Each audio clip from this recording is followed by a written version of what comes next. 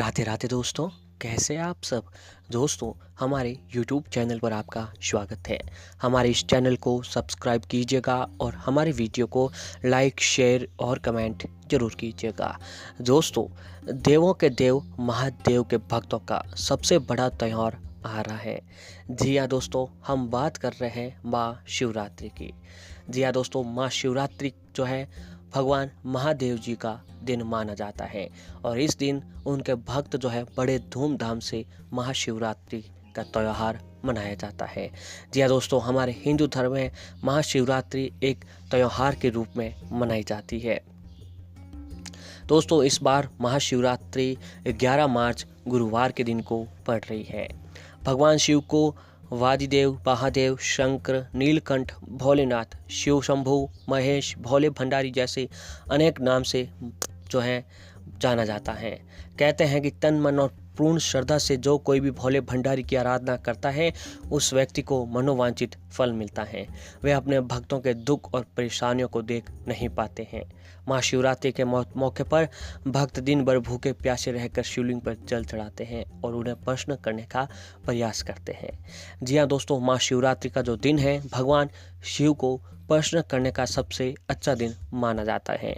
वैसे तो दोस्तों भगवान शिव जो है अपने भक्तों पर बहुत ही जल्द प्रसन्न हो जाते हैं। फिर भी आप चाहते हैं कि आपके ऊपर भगवान शिव की कृपा बने, उनकी कृपा के आप पात्र बने, तो दोस्तों आपको महाशिवरात्रि के दिन भगवान भोलेनाथ के समक्ष व्रत उपवास रखकर उनके पूजा आराधना अवश्य ही करनी चाहिए। दोस्तों, महाशिवरात्रि के दिन भगवान का नाम लेने मात्र से ही भगवान की कृपा व्यक्ति पर जरूर पड़ती है। दोस्तों, महाशिवरात्रि 11 मार्च गुरुवार के दिन मनाई जाएगी। इस दिन कहीं शुभ योग भी बन रहे हैं। यह तिथि फाल्गुन मास के कृष्ण पक्ष की त्रयोदशी तिथि को आती है। इस दिन शिव योग भी बन रहा है और साथ ही इस दिन नक्षत्र घनिष्ठा रहने वाला है। चंद्रमा मकर राशि में विराजमान रहेगा और महाशिवरात्रि के दिन स्वयंभू शिव जी की भी पूजा की जाती है। दोस्तों, महाशिवरात्रि व्रत का महत्व। वैसे तो दोस्तों भगवान भोलेनाथ के आप सभी भक्त हैं और आप सभी को भगवान शिव की जो है शिवरात्रि का महत्व अवश्य ही पता होगा। फिर भी दोस्तों आज हम आपको उस महत्व के बारे में बताने जा रहे हैं।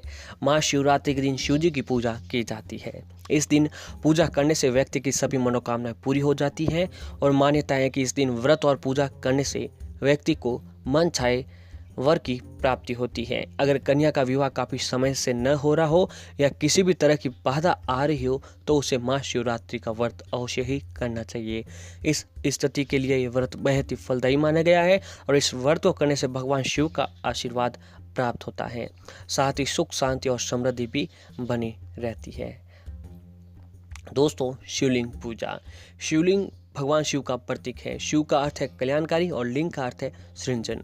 सृजन हार के रूप में लिंग की पूजा की जाती है। संस्कृत में लिंग का अर्थ प्रतीक भगवान शिव अनंत काल के प्रतीक है। मान्यता के अनुसार लिंग एक विशाल लौकिक अंडाशय है जिसका अर्थ है ब्रह्मांड। इसे ब्रह्मांड का प्रतीक भी माना जाता है।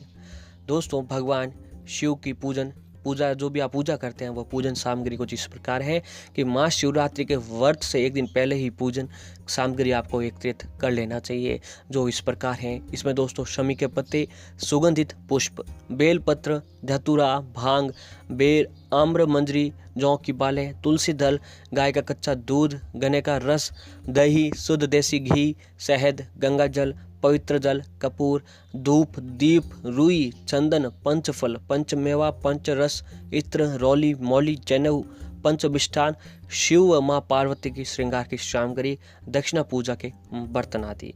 इस सभी चीज़ों को दोस्तों आपको भगवान भोलेनाथ की पूजा में शामिल करना चाहिए।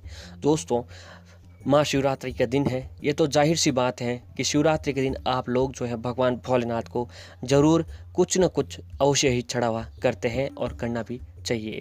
जी हाँ दोस्तों, और दोस्तों भगवान भोलेनाथ की कृपा प्राप्त करने के लिए हमें शिवलिंग पर जरूर कुछ ना कुछ चढ़ाना चाहिए।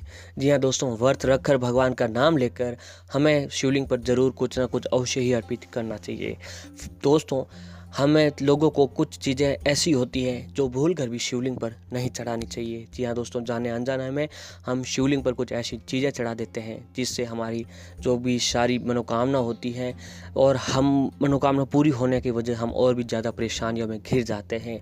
जी हाँ दोस्तों, समस्या तो दूर होती नहीं है, लेकिन कुछ चीज़ें ऐसी होती हैं जिन्हें अगर हम शिवरात्रि के दिन शिवलिंग पर अगर ये चीज़ें चढ़ाते हैं तो हम और ज़्यादा परेशानियों से घिर जाते हैं।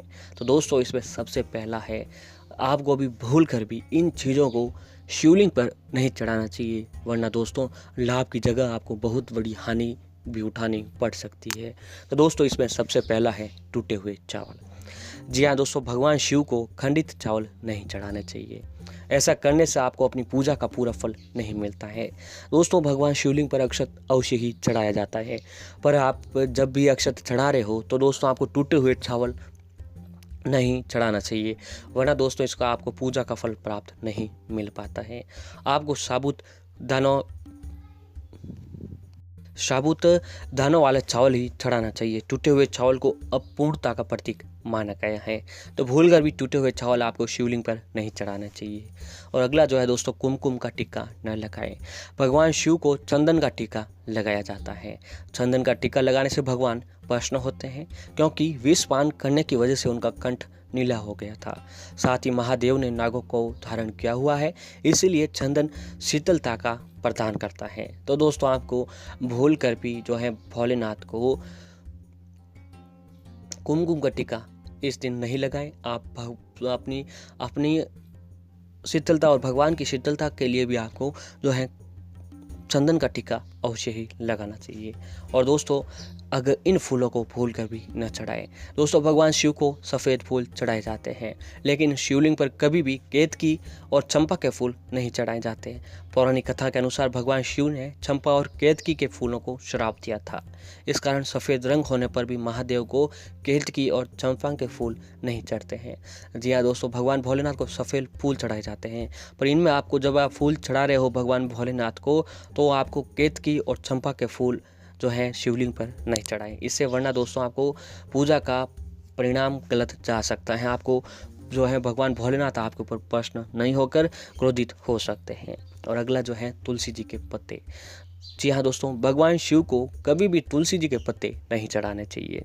तुलसी का विवाह शालिग्राम से हुआ था और शालिग्राम को भगवान विष्णु जी का अवतार माना जाता है। इस कारण तुलसी को भगवान विष्णु जी की पत्नी का स्थान मिला हुआ है, इसलिए दोस्तों भगवान शिव को तुलसी जी के पत्ते आपको भूल कर भी नहीं चढ़ाना चाहिए। और अगला जो है उबला हुआ दूध न चढ़ाएं। दोस्तों, भगवान भोलेनाथ को जो है हमेशा कच्चा दूध चढ़ाया जाता है। जब आप भगवान भोलेनाथ को दूध चढ़ा रहे हो तो उसमें उबला हुआ दूध नहीं होना चाहिए। भगवान शिव को कच्चा दूध नहीं चढ़ाना चाहिए। जिस दूध को पकाया या उबाला नहीं गया हो, ऐसा दूध ही भगवान शिव को चढ़ाना चाहिए। यानी जो कच्चा दूध होता है, उस कच्चे दूध को ही भगवान भोलेनाथ को आपको चढ़ाना चाहिए। कच्चा दूध प्राकृतिक होता है, जबकि उबालने से इसके कई पोषक तत्व नष्ट हो जाते हैं। इसलिए दोस्तों, शिवलिंग पर आपको हमेशा कच्चा दूध ही चढ़ाना चाहिए। और ऐसे दोस्तों, शिवलिंग पर कभी भी शंख से जल अर्पित नहीं करना चाहिए। दोस्तों, आप शिवलिंग पर जल चढ़ाते हो तो आप में इसमें शंख का इस्तेमाल नहीं करना चाहिए। भगवान शिव ने शंखचूड़ नामक के असुर का वध किया था, इसीलिए शंख शिव जी की पूजा में वर्जित है। और शंख को उसी असुर का प्रतीक माना जाता है जो भगवान विष्णु जी का भक्त होता है। तो आपको शंख से जो है भगवान भोलेनाथ को जल अर्पित नहीं करना चाहिए। और अगली जो दोस्तों हल्दी। वैसे तो दोस्तों हम कोई भी शुभ काम करते हैं तो सबसे पहले हल्दी का इस्तेमाल करते हैं, प्रयोग करते हैं। दोस्तों, वैसे तो हर शुभ कार्य और पूजा में हल्दी का प्रयोग किया जाता है, लेकिन भगवान भोलेनाथ एक ऐसे देव हैं जिनकी पूजा में, शिव जी की पूजा में हल्दी का प्रयोग वर्जित माना जाता है। शिव जी के अलावा सभी देवी देवताओं की पूजा में हल्दी अर्पित की जाती है। शास्त्रों के अनुसार शिवलिंग पुरुष तत्व का प्रतीक है और हल्दी स्त्रियों से संबंधित है, इसलिए जो है शिवलिंग पर हल्दी नहीं चढ़ानी चाहिए। अगर दोस्तों आप जाने अनजाने में शिव जी की पूजा में हल्दी का प्रयोग करते हैं तो इससे आपकी पूजा सारी बेकार हो जाती है और आपको पूजा का फल नहीं मिल पाता है। इसलिए भूल कर भी शिवलिंग पर हल्दी नहीं चढ़ानी चाहिए। तो दोस्तों इन सभी बातों का ध्यान में रखते हुए आपको विशेष कर से शिवलिंग पर इन चीज़ों को भूलकर भी नहीं चढ़ाएं, नहीं तो दोस्तों आपको पूजा का फल नहीं मिल पाता है और भगवान भोलेनाथ जो है आपके ऊपर क्रोधित भी हो सकते हैं। तो भगवान भोलेनाथ की कृपा के पात्र बनना चाहते हैं तो महाशिवरात्रि के दिन व्रत उपवास रखकर भगवान का नाम लेकर उनकी कृपा प्राप्त करें।